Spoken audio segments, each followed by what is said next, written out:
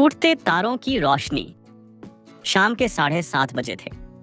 दिल्ली के एक posh colony में बसी पुरानी कोठी के आंगन में नीम का पेड़ अब भी वैसा ही खड़ा था जैसा 15 साल पहले था, जब आरव पहली बार यहाँ आया था।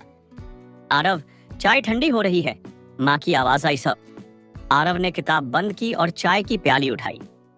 माँ की आंखों में वही पुराना अपनापन था, लेकिन चेहरे की झुर्रियां अब जिंदगी की सच्चाई बयां करती थीं। माँ, तुम अब पहले जैसी नहीं रही, आरव ने मुस्कुराते हुए कहा। जिंदगी सबको बदल देती है बेटा, पर माँ का प्यार वही रहता है। माँ की आवाज में एक दर्द था जो उसने वर्षों से छिपा रखा था।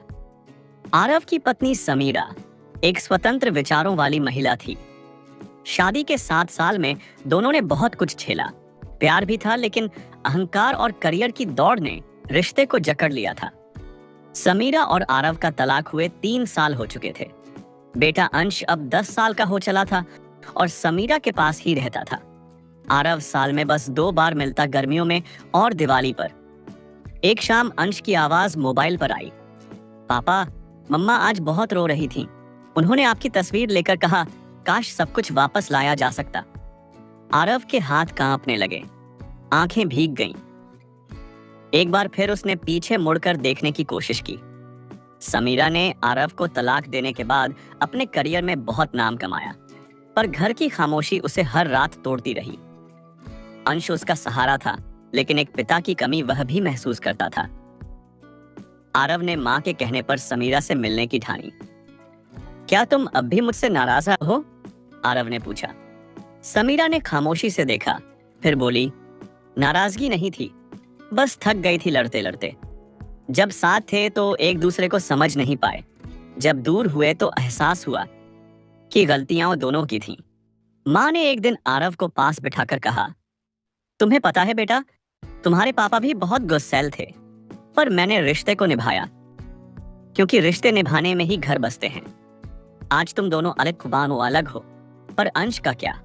आरव की आंखों में नमी थी। तुम्हारा घर टूट गया बेटा, पर एक माँ अब भी उम्मीद का दीपक जलाए बैठी है। कुछ दिनों बाद समीरा ने आरव को एक ईमेल भेजा। सिर्फ एक लाइन थी, क्या हम फिर से दोस्त बन सकते हैं, अपने बेटे के लिए और शायद खुद के लिए भी? आरव ने जवाब में सिर्फ हाँ लिखा। धीरे धीरे समीरा और आरव ने मिलना शुरू किया। झगड़े नहीं, बातें होती, एक दूसरे को सुनना सीखा। अंश की मुस्कान लौट आई। कभी कभी रिश्तों को एक नई शुरुआत की जरूरत होती है, बिना पुराने घाव कुरेदे। दिवाली की रात, पूरा घर रोशन था। समीरा ने आरव को मिठाई देते हुए कहा, शायद टूटते तारे ही तो नई दुआएं लेकर आते हैं। आरव मुस्कुरा उठा। और शायद कुछ रिश्ते टूटकर और भी मजबूत हो जाते हैं। हर रिश्ते में उतार चढ़ाव आते हैं। कभी कभी थोड़ी दूरी ही सच्चे जुड़ाव का रास्ता बनती है। जब दिल से माफ कर सच्चे मन से समझा जाए, तो हर टूटा रिश्ता फिर से जुड़ सकता है।